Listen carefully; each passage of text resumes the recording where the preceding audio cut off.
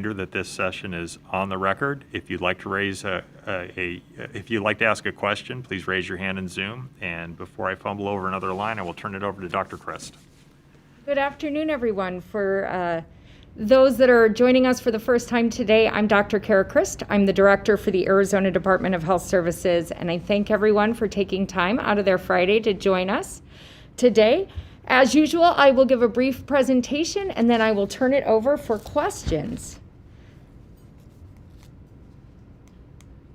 And my remote is not working. Yeah, let's see. Okay, so apparently power works. Thank you. All right, thanks guys. So we'll start off with our COVID-19 data. I've added a couple of slides in here today. But I'll start off with the normal ones I show. So this is the cases by week. You can see that we had a significant decrease since that first week in January.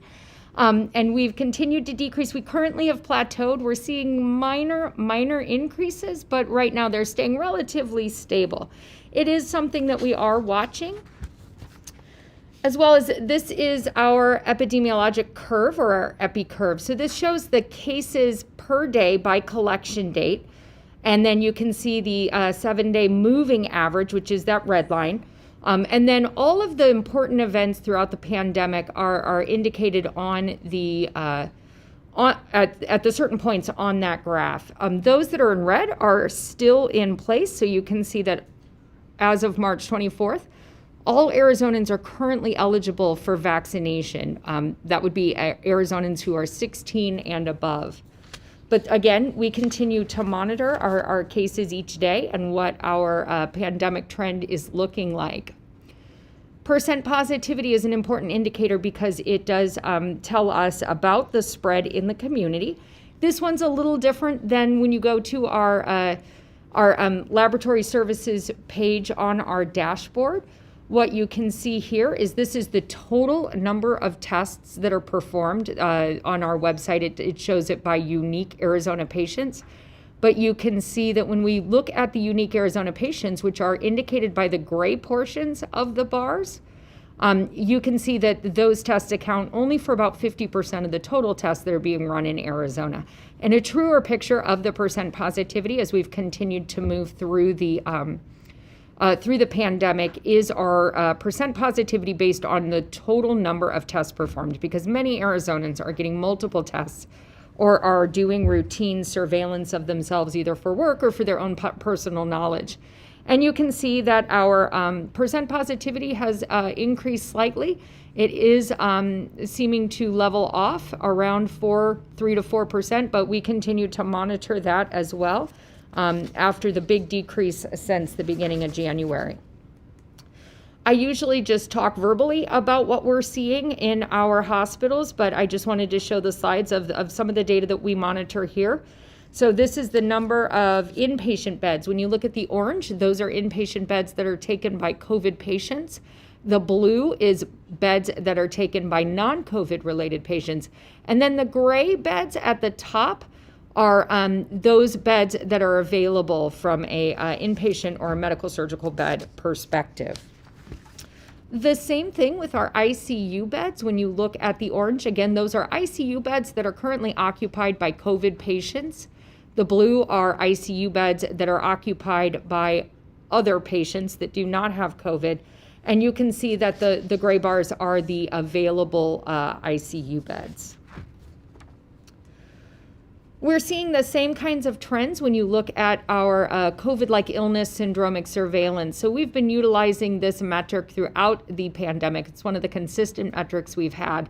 And you can see that our COVID-like illness continues to drop. This is the average between the inpatient and emergency department use for COVID-like illness. But just like our beds and our cases, we are seeing declines on that.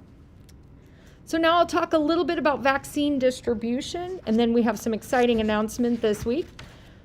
So in Arizona, all 15 counties are currently vaccinating those that are 16 and above. Pfizer has become more widely available throughout the state. in addition to the Pfizer, which is the only vaccine of the 3 vaccines that's approved for those 16 and 17-year-olds. We administer that at our 7 state-operated pods. However, there are pharmacies now that are offering Pfizer, and you can find those statewide. And then the Moderna and the Johnson & Johnson are available to those who are 18 and above. Because we've been getting vaccine for several months, this used to be a very, very long chart that we did by week. We've collapsed it to be by month, but you can see that by next week, we expect to have received a projected total of 5.1 million doses of COVID-19 vaccine. These account for both first and second doses. And again, these doses are allocated between the state pods, the 15 local health departments, and 4 tribal allocators, as well as some of this will go to went to the CDC long-term care pharmacy program. And so you can see this coming week, in May. This includes the week of May 2nd, which is not here in Arizona yet, but we anticipate getting about 394,000 doses of vaccine. And today we announced an exciting milestone. Arizona has administered over 5 million doses of vaccine, with almost 3 million unique Arizonans receiving at least 1 dose. And almost 2.3 million Arizonans have been fully vaccinated. So we're very excited about hitting that milestone. There's still a lot of work to do, but we'll talk to you about some of those plans. And late last week, CDC and FDA lifted the pause of the Johnson & Johnson COVID-19 vaccine. If you'll remember, on April 23rd, we recommended, in alignment with the recommendations from the CDC and the FDA, we recommended that providers can and should resume using Johnson & Johnson following the safety review that they did. This was based on a pause that of an extremely low number of adverse events involving a very specific blood clot with low platelets or thrombocytopenia.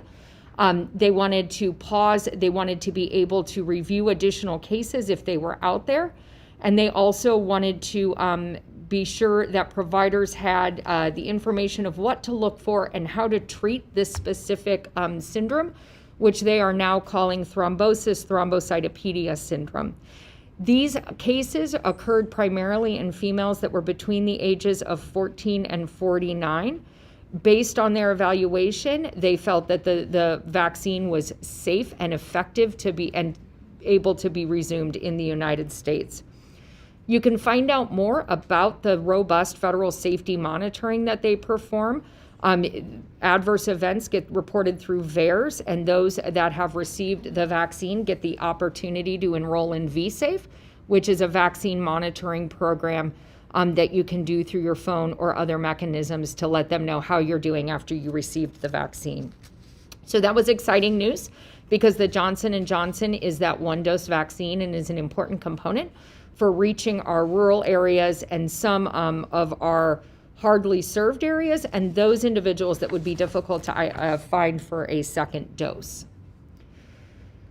As of this week, we have over 1,200 provider sites that have received vaccine supplies. We've had over almost 1,500 long-term care facilities receive vaccinations, and that's over 137,000 shots administered to those residents and staff at those sites. And we now have over 975 pharmacies receiving vaccine through the Federal Retail Pharmacy Partnership Program. And as we're starting to get additional vaccine in the nation, you will see that all of our pharmacies who have enrolled in the Federal Retail Pharmacy Partnership Program eventually receiving vaccine. Our CDC Long-Term Care Partnership Program completed the vaccinations in April. There were 137,730 shots were administered to the staff and residents at long-term care facilities throughout Arizona. Over 80,000 of those doses went to residents, and almost 57,000 of those doses went to the staff. So this was a large project and was one of those projects that was able to protect some of our most vulnerable populations here in Arizona. So a couple of announcements with our COVID-19 vaccine distribution. This week, we announced that we will be accepting walk-ins at all 7 state-run sites. Anybody who is in the area of one of those sites and decides that they want to get vaccinated can just walk in, and they will be guaranteed a vaccination. There are same-day appointments available, and you can go onto our website at azdhs.gov/findvaccine to find a same-day appointment. The advantage of applying for or arranging an appointment is that your information is already entered, so the visit when you walk in will be much quicker because they will not have to register you on site. So that will speed up the time that you are at the state pod. But we want to make sure that we are removing all barriers. And so you can walk in during operating hours to get vaccinated. Again, we continue to release appointments on Fridays at 11. And we've now got 7 indoor vaccination facilities. Dexcom is our only drive-through location. That's the one that opened on April 5th. It's currently open from 7 to 9 and can offer up to 3,000 to 4,000 appointments per day. Desert Financial Arena opened on Monday, April 12th. This was where we transferred the Phoenix Municipal Stadium in. Individuals can walk in anytime between 7 a.m. and 5 p.m. There's approximately 3,000 to 4,000 appointments offered there per day. And that's really close to some of the public transportation right near ASU. And so anybody who's in that area can just walk in and get a vaccine. The Glendale pod at Gila River Arena, this is where State Farm Stadium transitioned to last Friday. They are open from 7 a.m. to 7 p.m. and there are up to 10,000 appointments per day that people can either schedule appointments for or just walk in. It's anticipated that the Glendale pod will hit 1 million shots in May. A couple of notes about the Gila River Arena, because the Coyotes are so gracious to allow us to borrow their home. There are blackout dates where there will not be walk-in days. So what we would recommend is checking the schedule before just walking in to make sure that the arena is open on that day. Our Westworld vaccination site is one of our new sites. It's in the Northeast Valley, and it's currently open 7 days a week from 7 a.m. to 5 p.m. And they can do 3,000 to 4,000 appointments per day. We would encourage you, it's a very nice facility. We would encourage, if you're up in that area and have not gotten vaccinated, they can do it very quickly at Westworld. And then we've got 3 sites outside of Maricopa County. We've had our longest standing one is in partnership with the University of Arizona in Tucson. They will plan to transition fully indoors and not offer the drive-through opportunity starting on May 3rd. They are open daily from 10 a.m. to 10 p.m. and they offer more than 4,000 appointments a day. They do also have a walk-up location that has run concurrently with their drive-up, but starting on May 3rd, it will be walk-in or I guess indoor walk-in appointments only. No drive-through option will be available. The Yuma Civic Center is a state-supported site that is operating at the Yuma Civic Center, and it is open daily from 7 a.m. to 8 p.m. It can offer approximately 8,000 appointments per week. We want to encourage and congratulate Yuma for initiating their 30,000 doses in 30 days campaign, really encouraging the citizens of Yuma and the surrounding cities to get vaccinated. And so we've been working with them as they continue to encourage those residents to get vaccinated. And then finally, our Northern Arizona University vaccination site. So this is an indoor walk-up site that's open from 8 a.m. to 6 p.m. and can also offer approximately 8,000 appointments per week. And that serves our Northern Arizona communities. At any of those sites, you can book appointments at podvaccine.azdhs.gov, or you can call our call center at 844-542-8201. A lot of times you will find same-day appointments at all of our sites. We've got 7 sites around the state. You can also bring your family all at the same time. And so all state vaccination sites offer the Pfizer vaccine, so it's eligible for ages 16 and older. We do require that a 16 or 17-year-old be accompanied by a legal guardian, and we need a consent form signed by that guardian. So there's lots of benefits of getting vaccinated, and we would encourage everyone to get vaccinated. But we are seeing more appointment availability and more vaccine at our pharmacies. So if you do not want to drive to one of our state-operated pods, there are lots of other strategies in order to get vaccinated. So if you're at your local CVS or Walgreens or grocery store that has a pharmacy, you can make an appointment, and you do that directly through that pharmacy's website that you cannot do through podvaccine.azdhs.gov. However, if you are looking for a pharmacy close to you to get vaccinated, you can find those pharmacy locations at azdhs.gov/findvaccine. You can choose a specific pharmacy by their location, and it will take you, there's a link on our website that will take you to that pharmacy's registration website. And so we would encourage you, if you do not want to go to a state-operated pod, you can always go to your local pharmacy to get vaccinated. And now we are looking at expanding vaccine availability throughout the state. When you look at our, sorry, this slide didn't get updated, you guys, I apologize. So this is the state pod vaccinations. However, what we wanted to show was the statewide vaccinations. What we're seeing is we had seen about 4 or 5 weeks ago, we had hit our peak of vaccinations per day. We are starting to see a decline in the demand. And you can see that here as well with our state pods. And so what we're asking our media partners is we need your help to encourage and drive demand for vaccine. We know that the vaccines are safe, effective, and free, and are extremely effective in preventing hospitalizations and deaths. I just showed you the pod vaccine data, but the state vaccination sites have administered over 1.4 million doses around the state. That's approximately 30% of all vaccinations given in Arizona. So the state pods, they have been a very successful driver for getting Arizonans vaccinated. That is just one part of the state's overall vaccine strategy. Our main goal since the beginning has been to get vaccines out and available, but eventually moving to where Arizonans can normally receive their health care. And so what you'll see is you'll start to see it show up in more places as we continue to move forward in our vaccination efforts.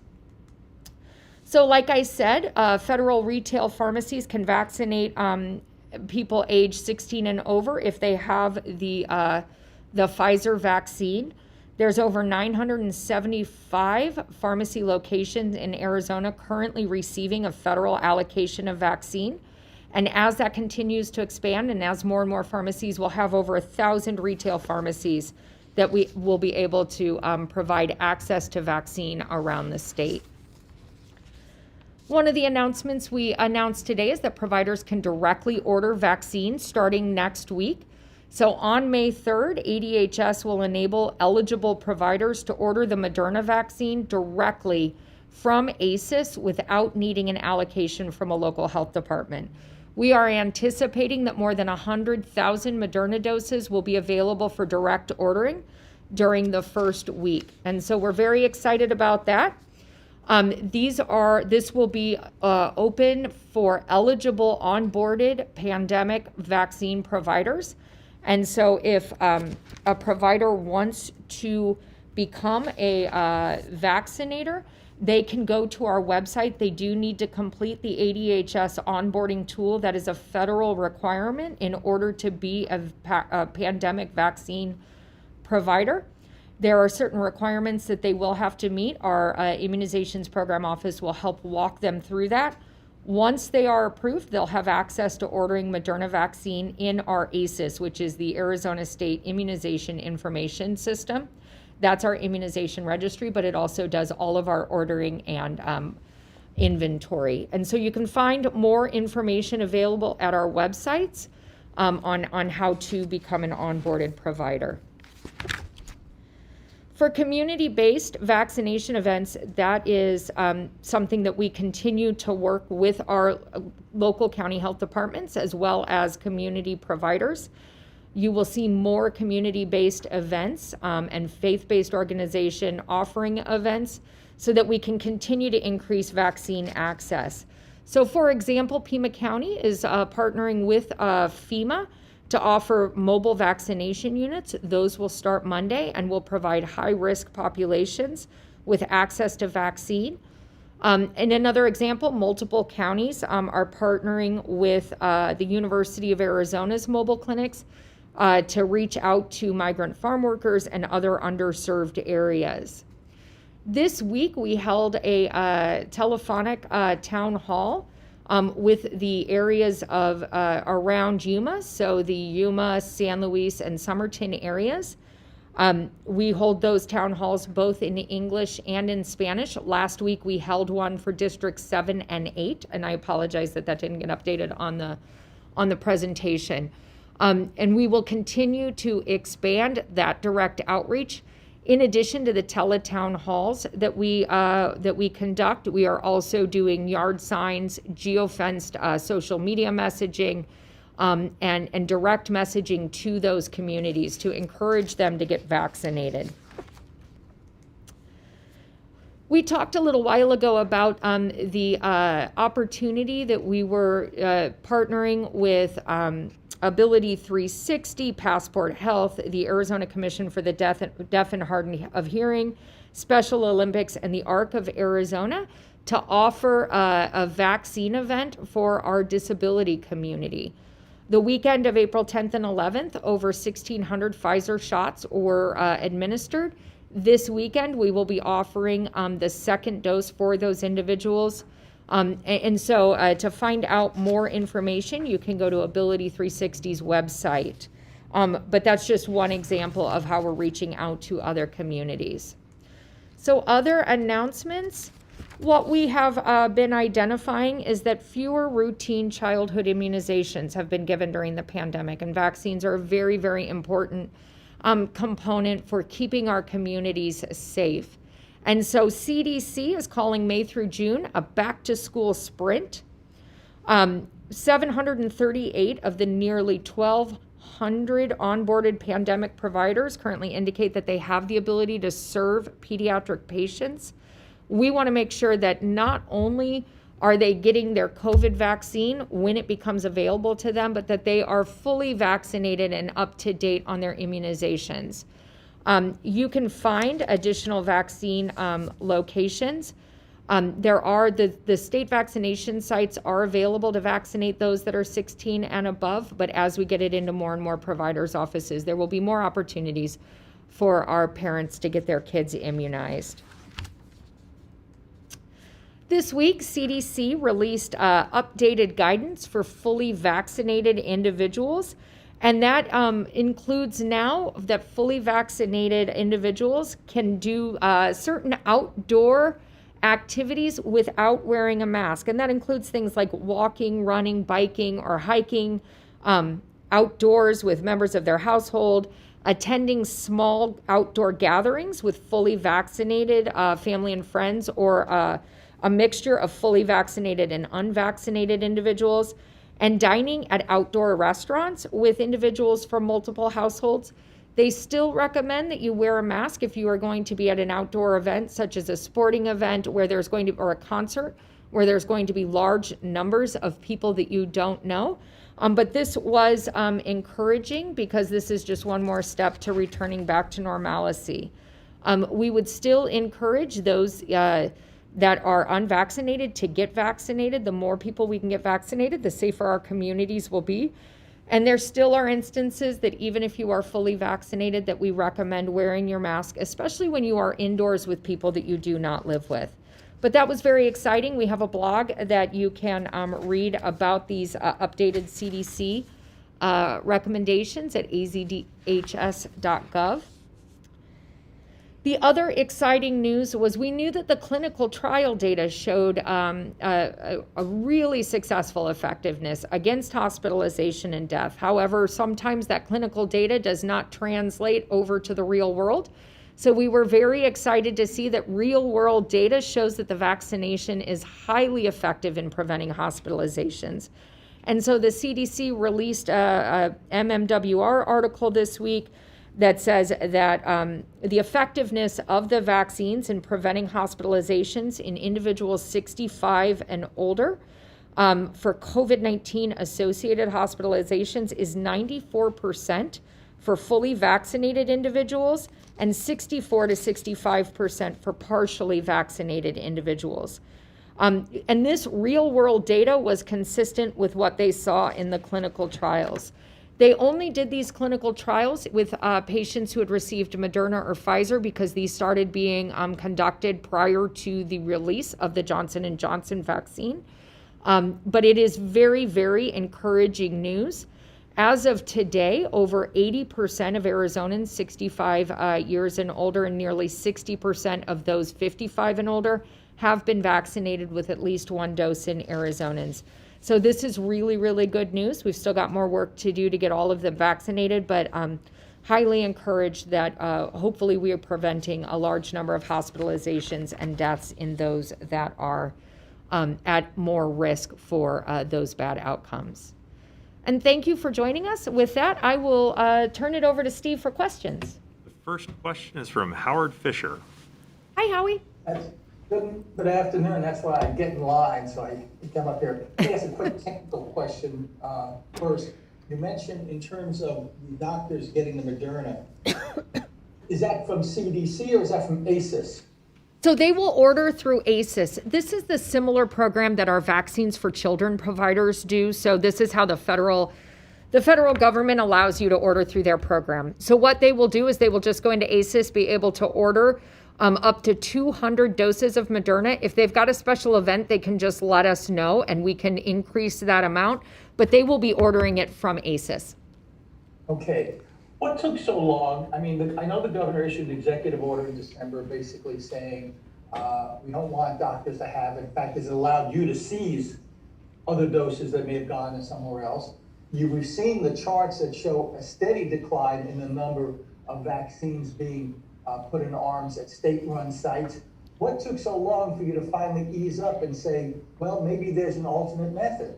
So CDC just recently allowed states to make the decision on whether they wanted to do that or not. And so we've been working with our county health departments who also agreed that we should go ahead and open up ordering. So it was a combination of steps, but we're excited that providers are going to be able to do that now. Okay. Also looking at charts, journalistic numbers are always a bad combination. We seem to have hit a plateau. We're at the same levels of infection that we were last September. And that's before there was a vaccine. What's going on here? We seem to be hitting the same number of cases per day that we were before there was a vaccine, before we had shots in arms. Is this a result maybe of us relaxing some of the mitigation requirements or what? So I don't know that we'll ever get to zero with our cases. The plateau is good, especially as we have been relaxing the mitigation strategies. And so, we continue to monitor. I don't know if we'll see another increase in cases. What we would anticipate is that it wouldn't be paired with such high hospitalization rates and deaths that the vaccines would prevent those types of things. But we are encouraged by the plateau that we've gotten down and have been able to remain down and remain this low moving forward. Okay, which leads to the final question, which is, you and the governor relaxed the school requirements, say, sort of dumping in the hands of a bunch of local school boards. And the governor said, well, this is in line with CDC guidelines. Well, of course, we all rushed to the CDC website and found out the CDC was in fact still recommending it for schools. So who's zooming who here? Are we getting BS on this?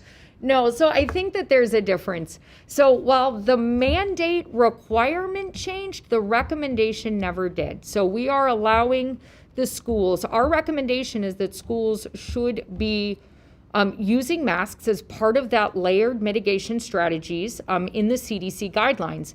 CDC does not mandate, CDC recommends, and now the state recommends that. And so that's what we say when we're in alignment with the CDC.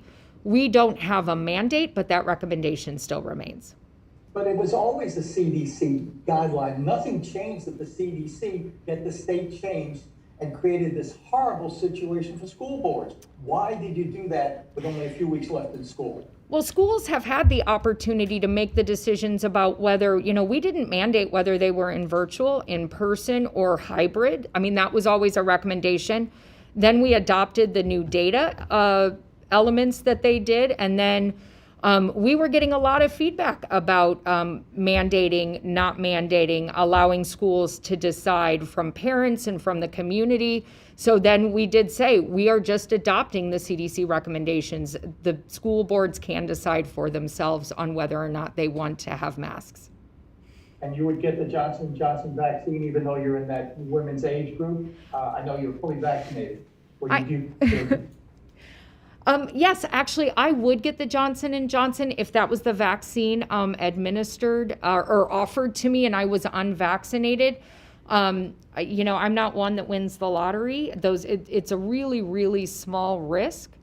And I would recommend getting the Johnson & Johnson. Fair enough. Thank you. You're welcome. Cameron Paula. Hi, Cameron. Hi there. Continuing on Howie's question, Yeah. Do you feel for these boards, these school boards that have felt parental pressure to make a decision based on that pressure and not health CDC recommendations? I think that the school boards have to make a lot of decisions based on kids and based on their communities. There are non-health related decisions that they make all the time. And we were, trying to be consistent with CDC's recommendations. And so a lot of these decisions are hard. I've had to make a lot of these decisions myself as well. And so I would encourage them to use the CDC as their backstop or use the ADHS recommendations as their backstop. But there wasn't really an enforcement mechanism even when we did have the mandate. So it's really up to the schools to decide whether they want that mask mandate, which it's that mask requirement, which it's our recommendations they do. But then they have to determine their level of enforcement and ability to be able to enforce it in their schools, which was something we were not able to do. Yeah, it's tough when you have people kind of banging on your doors when you're trying to discuss those things and, have the critical thinking to do the right thing for the community in those tough situations. So obviously it doesn't seem like it was easy for these folks. Two, obviously we're seeing a major drop off in vaccine. Can you talk a little bit about this? It does seem concerning, especially that there are quite a few people who are unvaccinated still.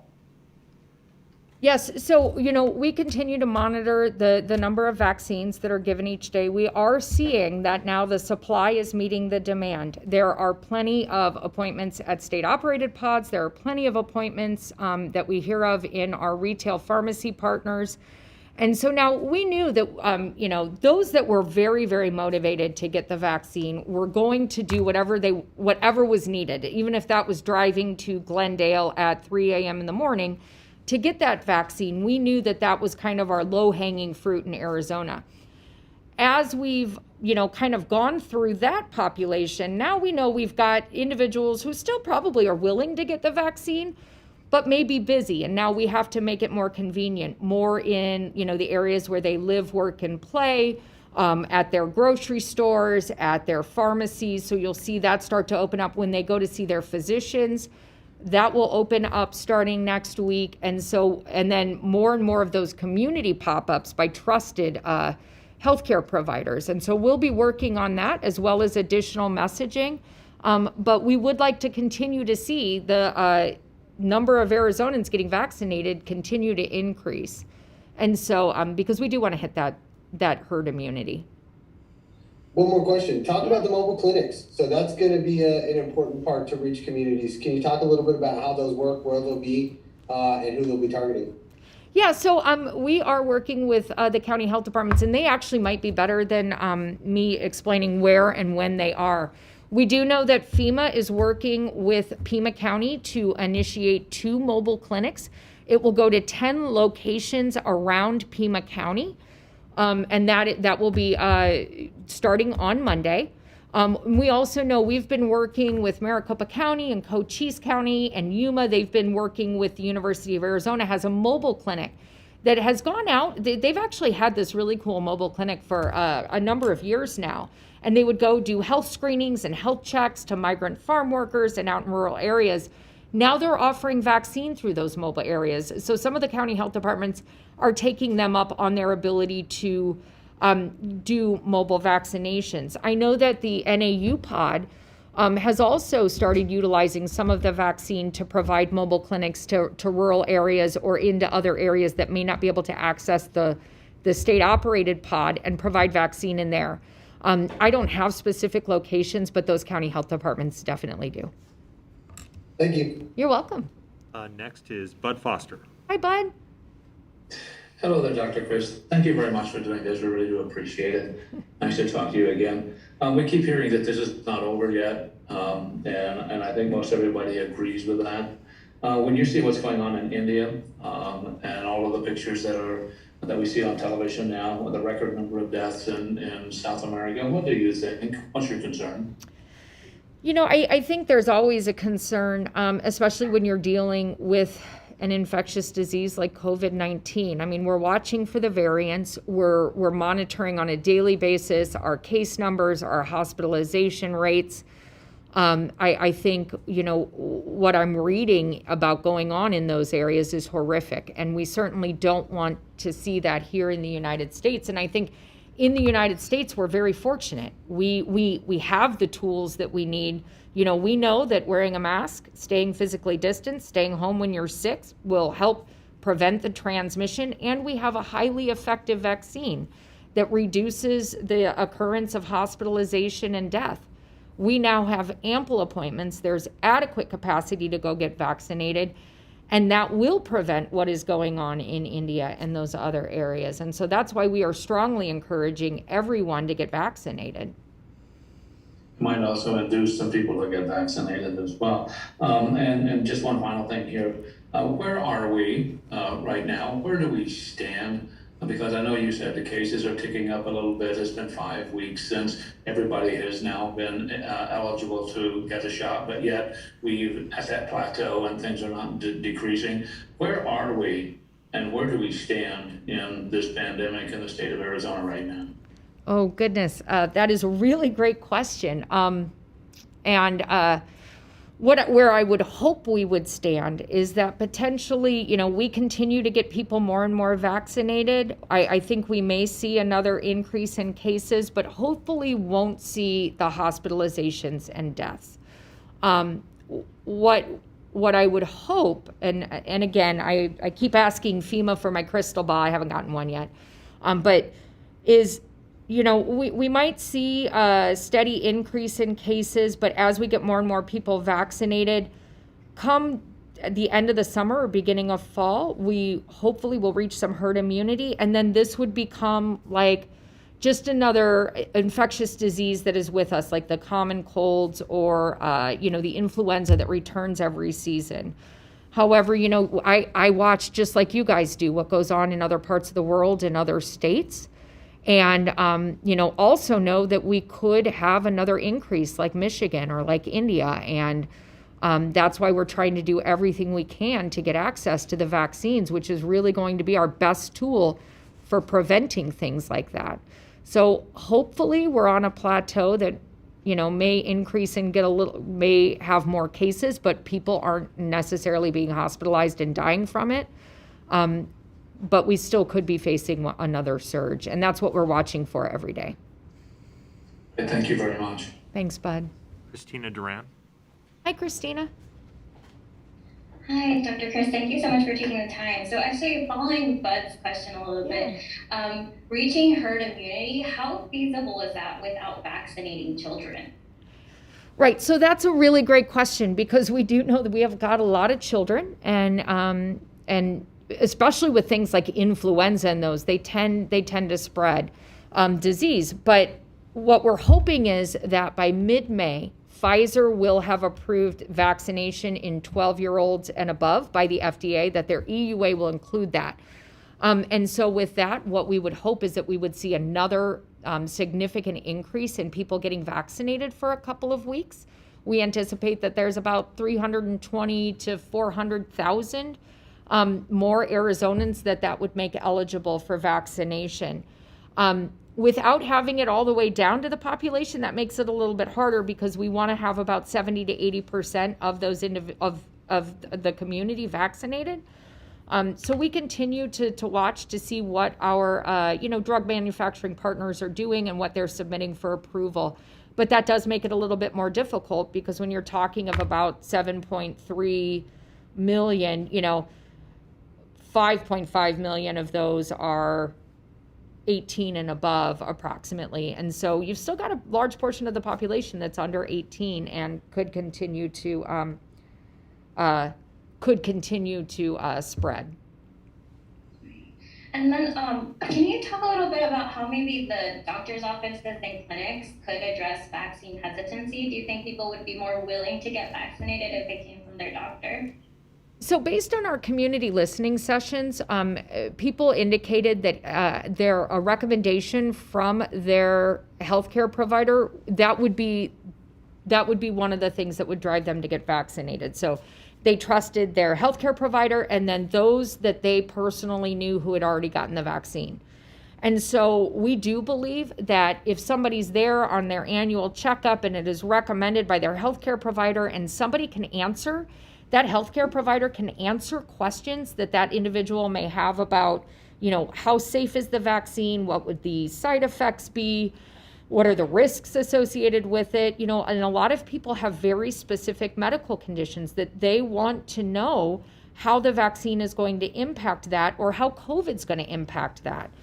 And so, kind of going back to Howie's question, I absolutely would get the Johnson & Johnson vaccine, and I would advise a patient of mine, you're at higher risk for getting blood clots if you get COVID-19 than you are from getting a blood clot from this vaccine.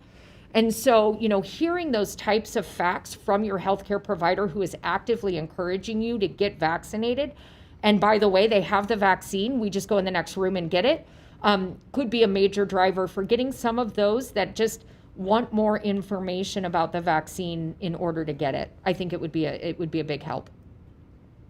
And then talking about the J&J, so I was actually at one of the mobile clinics, and I believe they had like 200 J&J allocated for that day, and only 7 people actually volunteered to get it. So is there a concern of vaccine wastage as all these J&J go out now, but people aren't taking them? So there's always a concern about vaccine wastage. I think it was a significant concern when we had such high demand and, very, very little vaccine.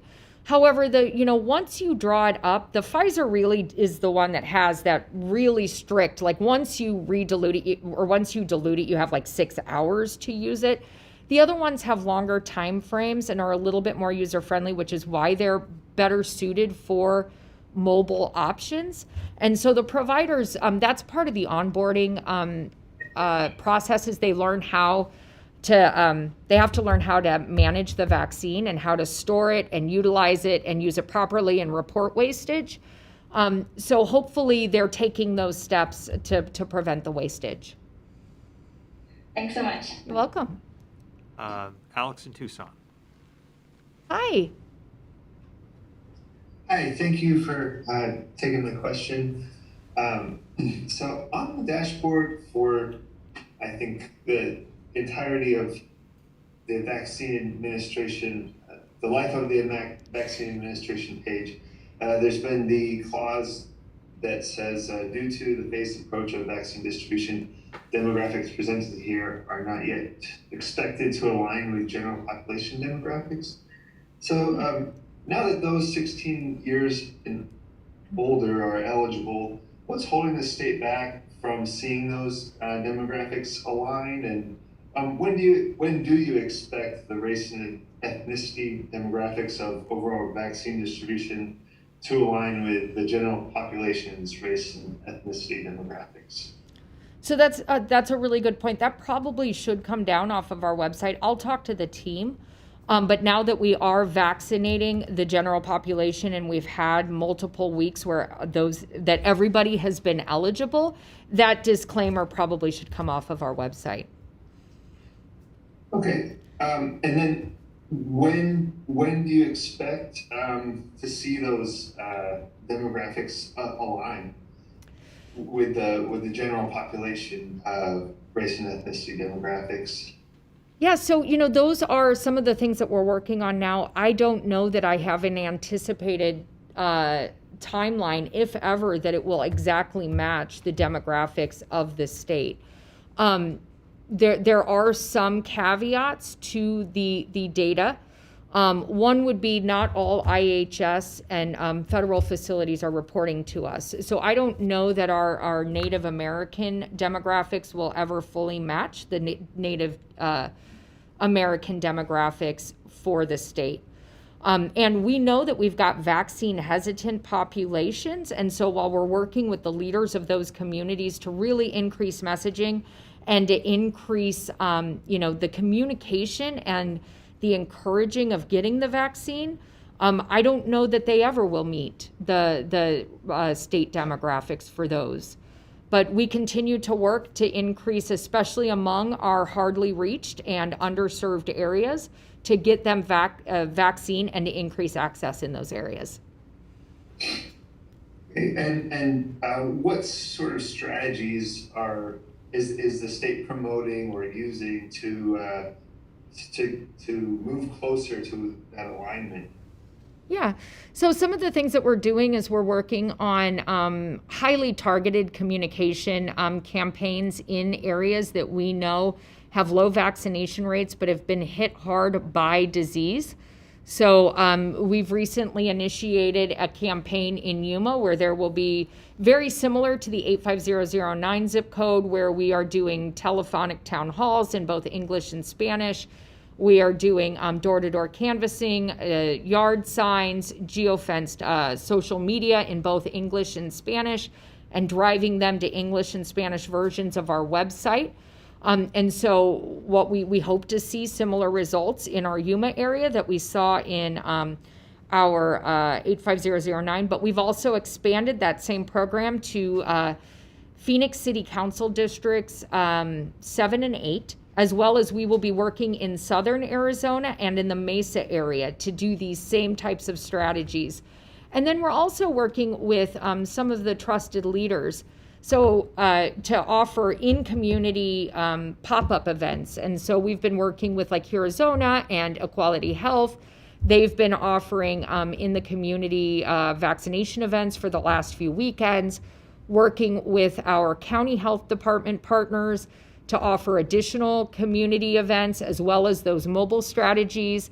And then, our county health departments are really the boots on the ground and the experts in their communities. And they've been the ones who have been working directly with their communities to encourage and to increase access in those areas as well. Thank you. You're welcome. We're going to try to get to as many questions as we can by 2 o'clock, but we do have a hard stop, just to let you know. Hold on. Josh Sanders. Let's see. Hi, Josh. Hey, Dr. Chris. Happy Friday. Happy Friday. You mentioned that you would expect that Arizona could possibly see another surge, but hospitalizations would not increase. But we have seen in the last 2 weeks an increase in both hospitalizations for COVID inpatients by 20%, ICU beds by 23%. Why is that? So I'm sorry, I guess I should clarify. So thank you, Josh. We would not expect to see the same surges that we did in the past. As we're looking, we have seen slight increases in hospitalization in our ICU and in our med-surg beds.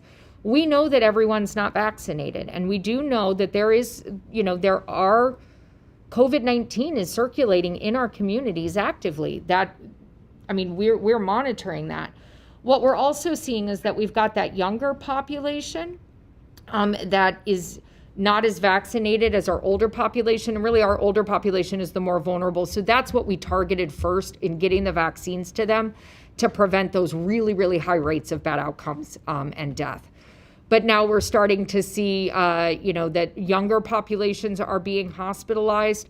And we continue to monitor. I don't anticipate that we would see those like long-term care patients and the elderly who have been vaccinated needing as much hospitalization. But again, no vaccine is 100%. And that's why we try to get so many people in the community vaccinated, because it allows for, less chances for the disease to reach somebody who is unvaccinated.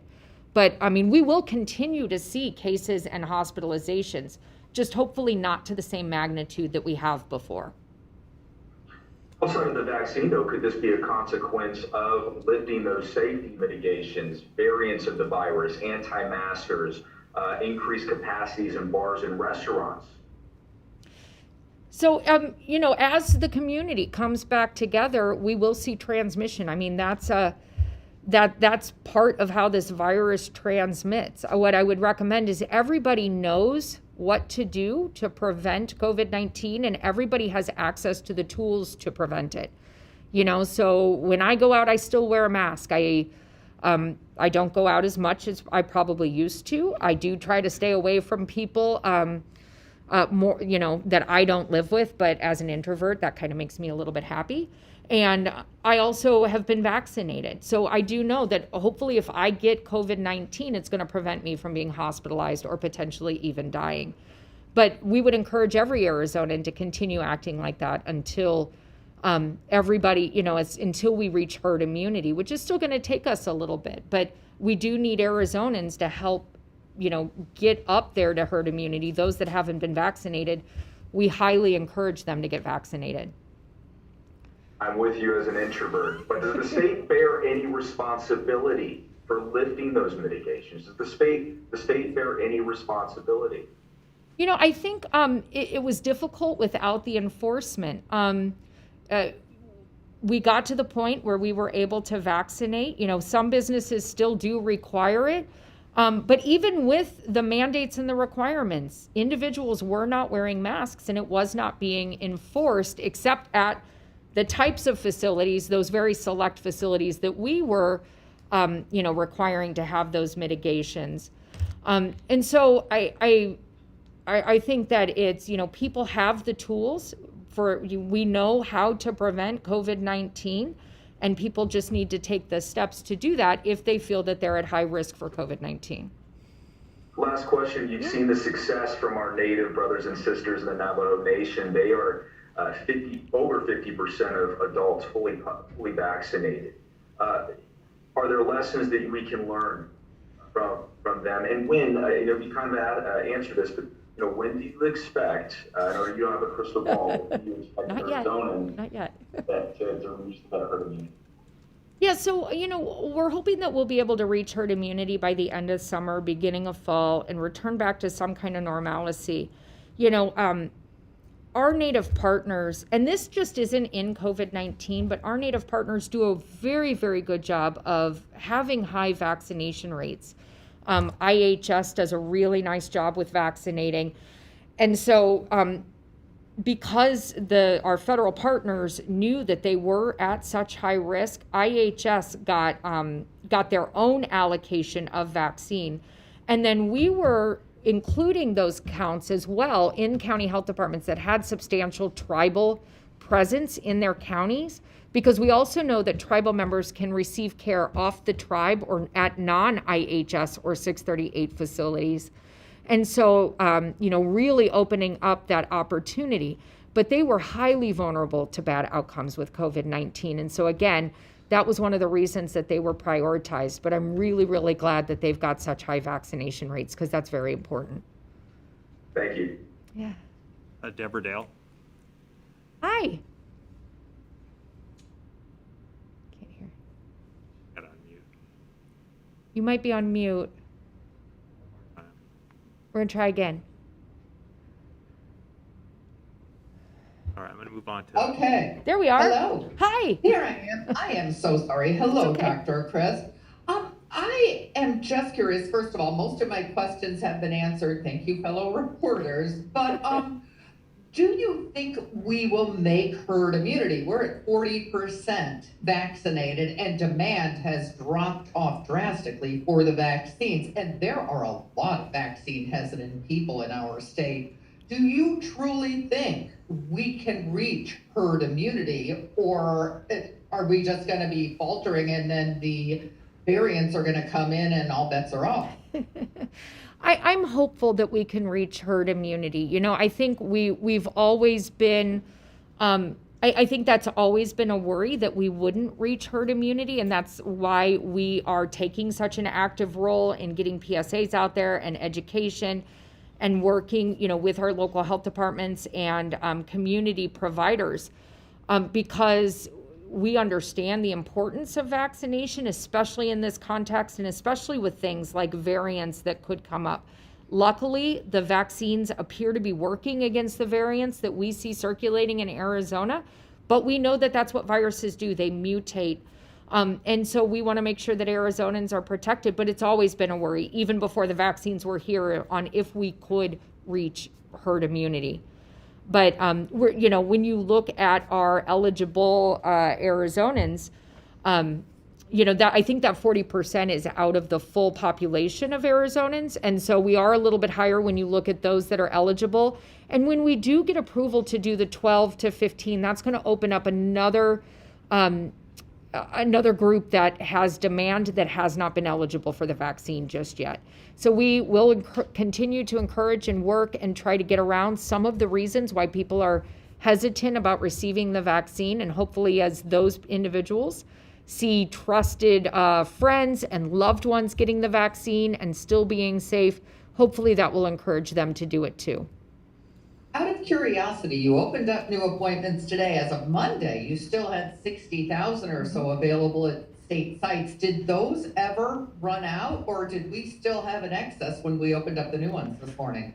So we still have open appointments from last Friday. We still have appointments remaining for this Saturday and Sunday, and then what we opened up today will be for Monday through next Sunday. So yeah, we still had unfilled appointments available. Quick follow-up. If you continue having so many unfilled appointments, would you consider moving more of the vaccine to providers directly instead of the big sites?